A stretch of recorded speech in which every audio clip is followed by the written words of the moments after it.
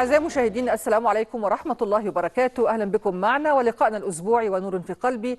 بنسعد بلقائكم من على شاشة الفضائية المصرية، والنهاردة إن شاء الله سوف تكون واحدة من الحلقات اللي احنا بنخصصها للفتوى. في مقدمة حلقتي اسمحوا لي أرحب بضيفي واللي هيشاركنا النهاردة في الإجابة على أسئلة السادة المشاهدين، الأستاذ الدكتور محمد نبيل غنايم، أستاذ الشريعة الإسلامية. أهلا بحضرتك معنا يا دكتور. شكرا جزيلا، أهلا بيكي وبكل المشاهدين والمشاهدات. أعزائي المشاهدين، فاصل قصير نبدأ بعد الحوار.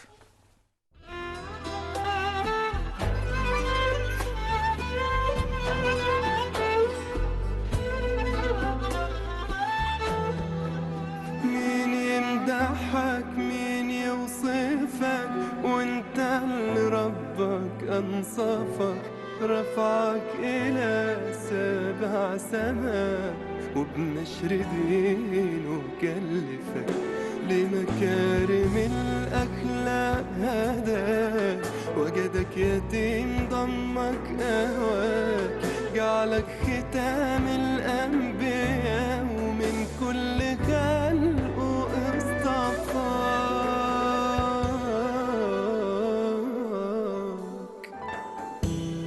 محتار في مدحك أذكر إيه وانت اللي ربنا قال عليه، لو تيجي سيرتك في الكلام نقول سلام وصلاة عليه. أنا أطلع إيه علشان أقول كلام على سيدنا الرسول، أنا كل أملك لا أبيه والحوض أنول شرف الوصول.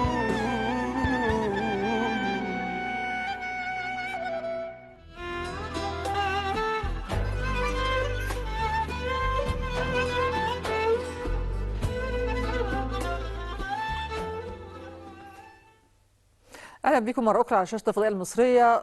اسره يوم السبت من نور في قلبي، بنسعد النهارده نكون واحده من الحلقات اللي انا عارفين انها بتكون من اكثر الحلقات محببه للساده المشاهدين، لان بيكون فيها اجابه على الاسئله التي ترد الينا، وبنحاول ان احنا نجمع دائما الاسئله المتشابهه في المضمون ونطرحها للحصول على اكبر قدر من الاجابات. اهلا بحضرتك معنا يا دكتور محمد. شكرا. واول سؤال موجود عندي خاص بالزكاه. نعم. السائل بيقول انه بيحسب الزكاة الخاصة بيه عادة مع بداية شهر رمضان من كل عام، لكن هو ما بيخرجهاش كلها في نفس التوقيت، بيحددها ويتركها جانبا ويخرج منها جزء كل شهر مساعدة لبعض الأسر اللي هو بيساعدها. فهل هذه المسألة تجوز، ولا الزكاة عندما يحين وقتها يجب أن تخرج كاملة؟ بسم الله الرحمن الرحيم. الحمد لله والصلاة والسلام على سيدنا رسول الله صلى الله وسلم عليه وعلى آله وأصحابه ومن والاه، وبعد. الأصل في الزكاة أنها تخرج فورا يوم حلولها أو في التوقيت الذي يحول فيه الحول، والراجل خصصها في شهر رمضان، فالمفروض أنها تطلع جملة ما أمكن في شهر رمضان.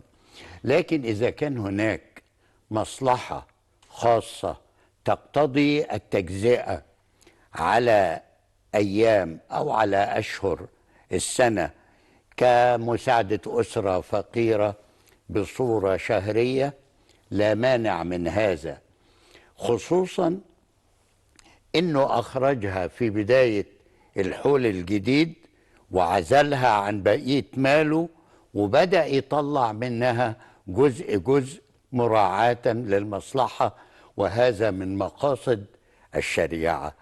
فبالتالي العمل جائز ويشكر عليه أنه راعى المصلحة وراعى المقصد الشرعي، وأخرج الزكاة فعلا في أول وجوبها وعزلها عن باقي أمواله. الجزء الثاني من سؤالنا وأيضا مرتبط بالزكاة، معروف أن مصارف الزكاة هي 8 مصارف. نعم. هل بتتحدد بأولويات؟ يعني إذا لقيت أن أنا قدامي ال8 أسباب أو ال8 مصارف متحققة في مواقف أو في أشخاص أمامي، نعم. هل بيكون هناك تحديد الأولويات، أم طالما أن أنا تخيرت أحد المصارف الثمانية فأنا ما علياش مشكلة أو ما عنديش إثم ارتكب؟ بالنسبة للآية الكريمة جمعت المصارف الثمانية، إنما الصدقات للفقراء والمساكين والعاملين عليها والمؤلفة قلوبهم وفي الرقاب والغارمين وفي سبيل الله وابن السبيل. والقرآن الكريم كما بين الله سبحانه وتعالى في صدر عديد من السور إنه عربي مبين، بلسان عربي مبين. والعلماء علماء اللغة والنحو علمونا إن الواو، واو العطف دي، إنما الصدقات للفقراء والمساكين والعاملين عليها، الواو دي سموها لمطلق الجمع، يعني الزكاة لهؤلاء الثمانية دون تحديد أولويات.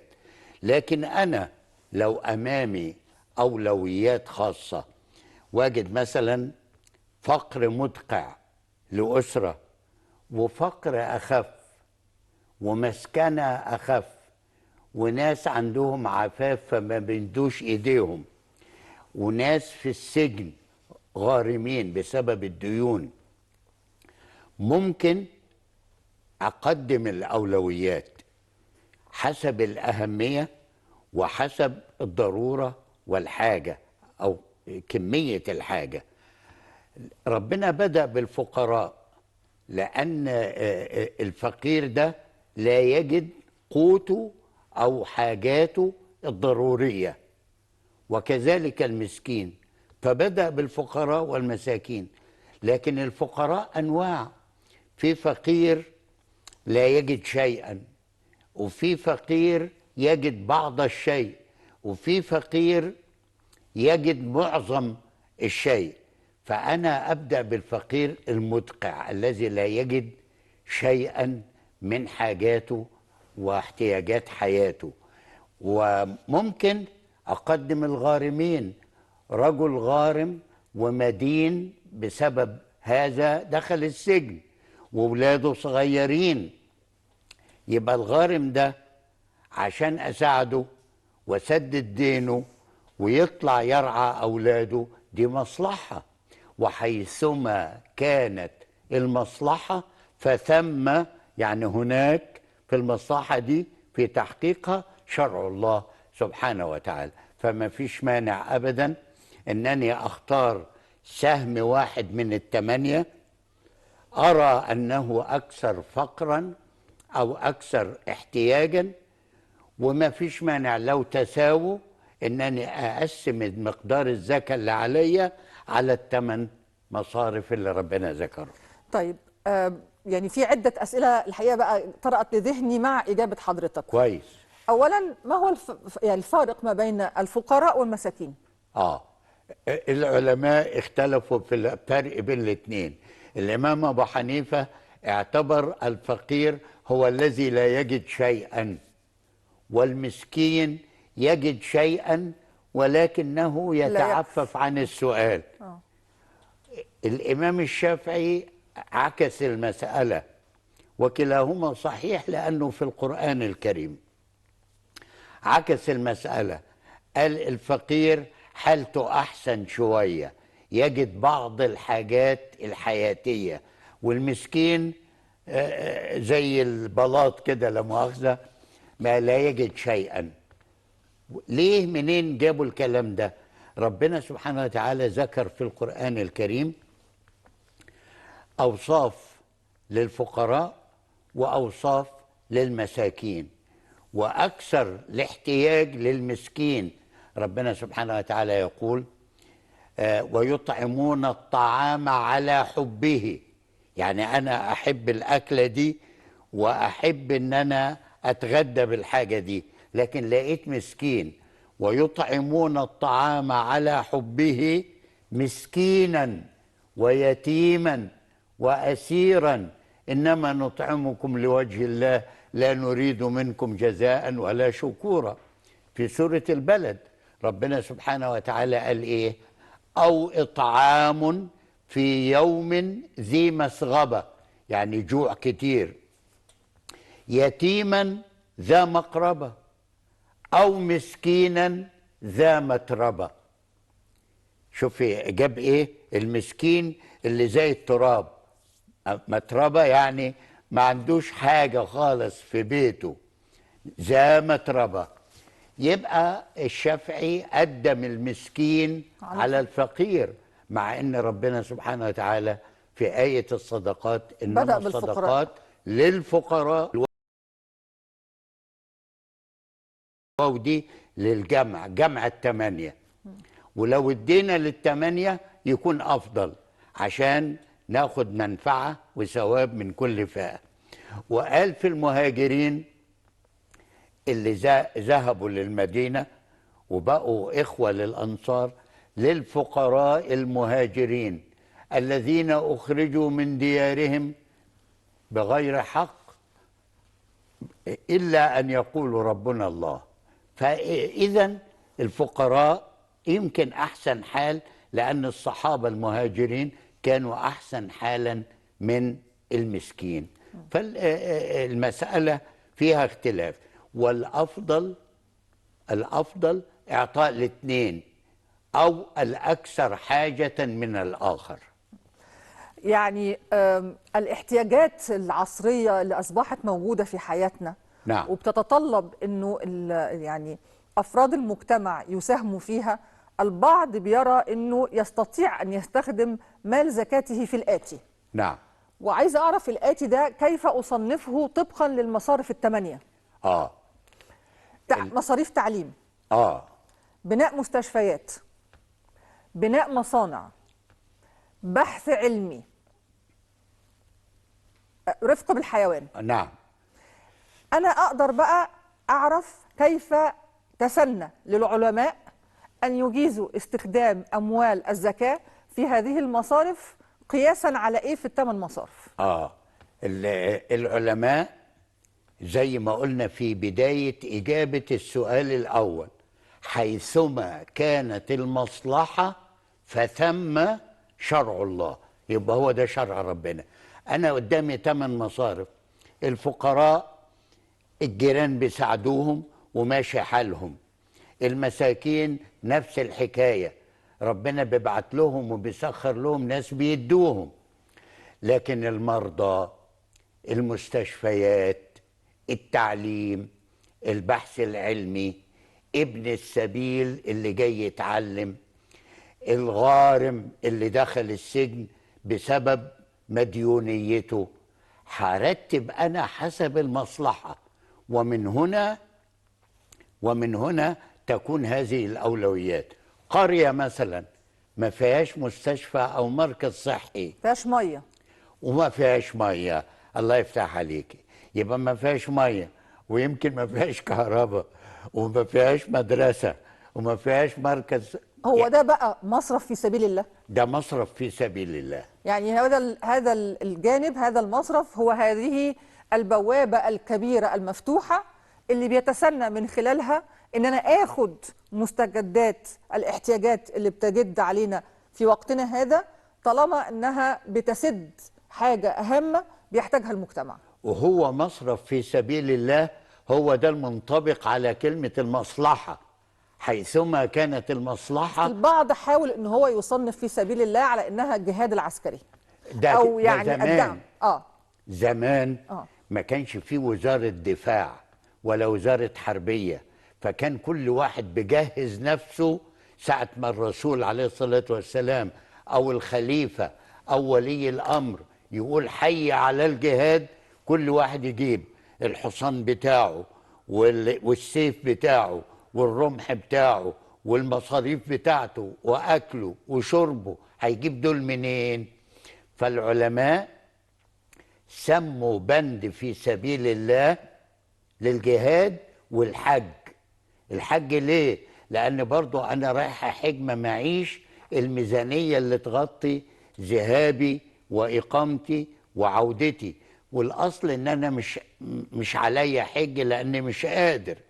فكانوا زمان بيطلعوا مشي، بيروحوا يحجوا مشي، فقالوا بند في سبيل الله لمساعدة الحجاج المقطوعين، مشي نص المسافة ومرض مثلا وعايز يكمل الحج، نساعده من الزكاة. كذلك الجهاد، لأنه كان الجهاد بتكاليف، ما كانش فيه وزارة، ما كانش فيه ميزانية دولة إلى غير ذلك من الأمور.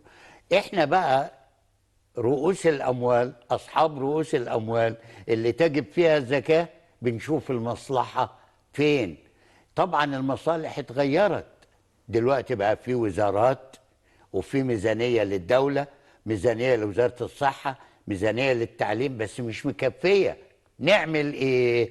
نسيب القرية من غير مركز صحي، نسيب القرية من غير مدرسة، والعيال يروحوا المدرسة البعيدة ويتبهدلوا في المطر وفي البرد وفي الوحل، ولا نعمل ايه؟ يبقى بنشوف المصلحة فين، والاشتراك في هذه المصالح العامة التي لا تخص فقيرا أو أسرة فقيرة، وإنما تشمل القرية كلها. حيثما كانت المصلحة فثم شرع الله، وكل ده داخل بقى في بند في سبيل الله. السؤال اللي جاي عندي يخص أداء الصلاة. نعم. معروف أنه في بعض الحالات أو الأوضاع الصحية اللي هتجبر المصلي أنه هو يصلي جالسا. نعم.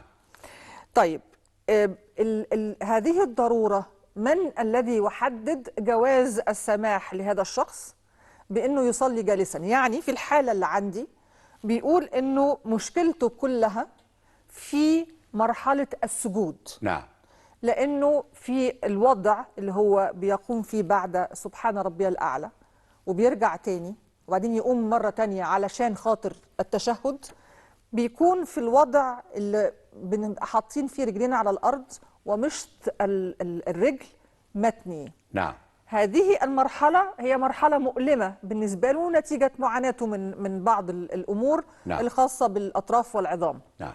فالبعض قال له صلي قاعد، والبعض قال له لا، مش دي الحالة اللي يستوجب فيها ان انت تصلي جالسا، خصوصا انه هو كان متأخر في اداء الصلاة.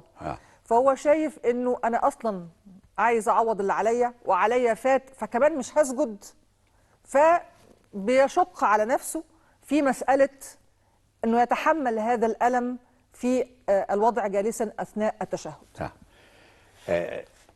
هنسمع وننطلق من قوله تعالى: وما جعل عليكم في الدين من حرج. خلاص، ادي واحدة. اتنين، يريد الله بكم اليسر ولا يريد بكم العسر، ادي التانية. التالتة، يريد الله أن يخفف عنكم وخلق الإنسان ضعيفا. الثلاث آيات دول مع بيان الرسول صلى الله عليه وسلم تقتضي منا إن العبادات دي مش عنت ومشقة للإنسان، ولكنها حب وانفتاح وتوجه إلى الله سبحانه وتعالى بالدعاء والإخلاص، لأنه أمرني بكده وقال لي أقيموا الصلاة، وقال وقوموا لله قانتين. ومن هنا العلماء مع أحاديث الرسول صلى الله عليه وسلم وقوله صلوا كما رأيتموني أصلي. طب النبي صلى الله عليه وسلم لما جبريل علموا الصلاة، العلماء أخذوا منها أركان وشروط وسنن وهيئات. الأركان منصوص عليها القيام، ما دام أنا قادر على القيام، وقوموا لله قانتين. قراءة الفاتحة فاقرأوا ما تيسر من القرآن. الرسول عليه الصلاة والسلام قال: من لم يقرأ بفاتحة الكتاب فصلاته خداج، ناقصة. الركوع: يا أيها الذين آمنوا اركعوا واسجدوا وافعلوا الخير لعلكم تفلحون، واعبدوا ربكم وافعلوا الخير لعلكم تفلحون. إذن في أركان. السجود: يا مريم اقنتي لربك واسجدي واركعي مع الراكعين. إذن في حاجات منصوص عليها فقالوا دي أركان. فأنا اللي قادر على القيام يقوم. طب واللي مش قادر على القيام يصلي جالس. طب واللي مش قادر على الجلوس يضطجع. واللي مش قادر على الاضطجاع يستلقي على ظهره ويصلي وهو مستقبل، سواء استقبل القبلة أو لم يستقبلها. طب واللي مش قادر على الاستلقاء بنقول له حرك كده صباعك، ادي القيام وادي الركوع وادي السجود وادي الجلوس.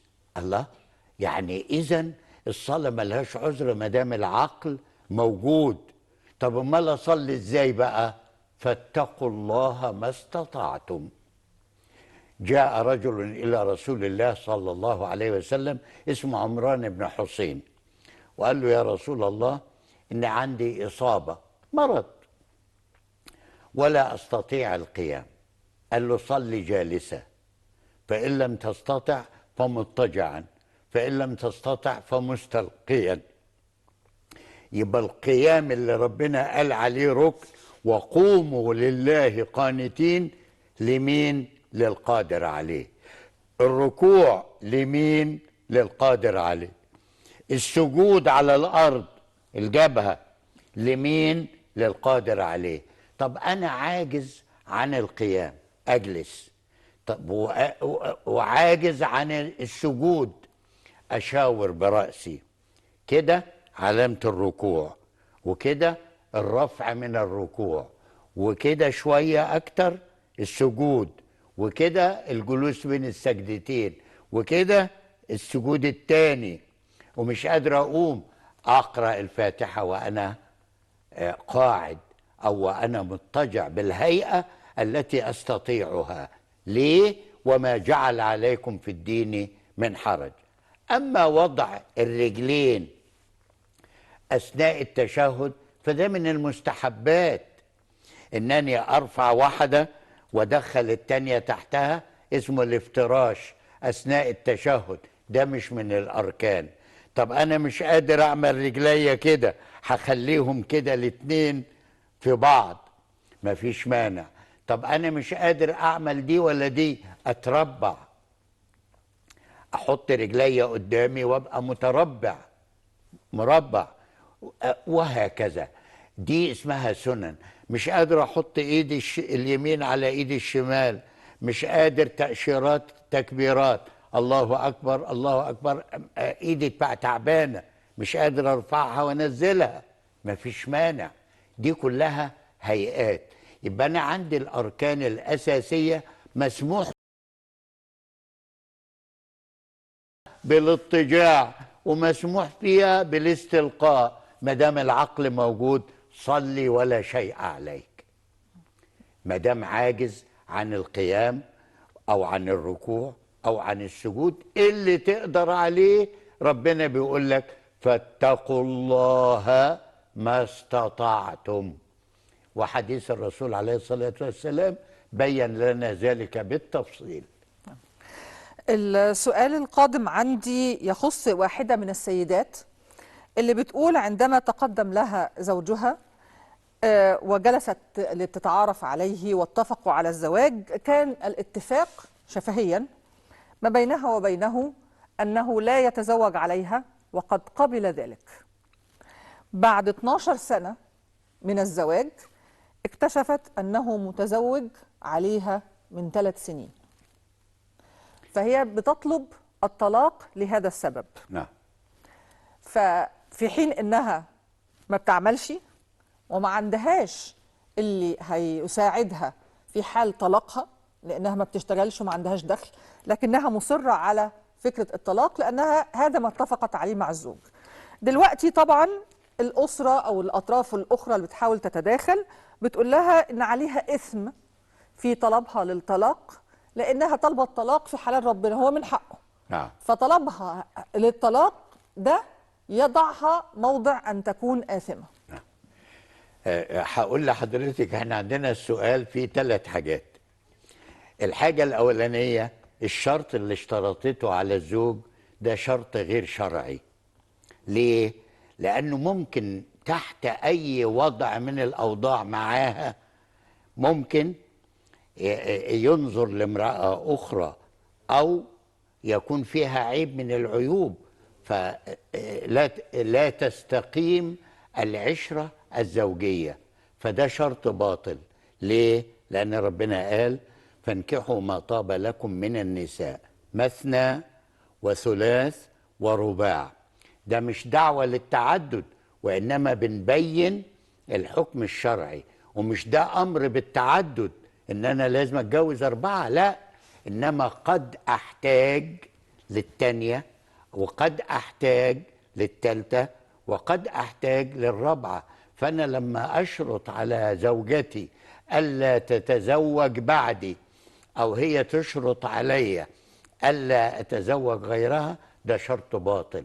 لأن الرسول عليه الصلاة والسلام قال المسلمون على شروطهم أو عند شروطهم إلا شرطا أحل حراما أو حرم حلالا.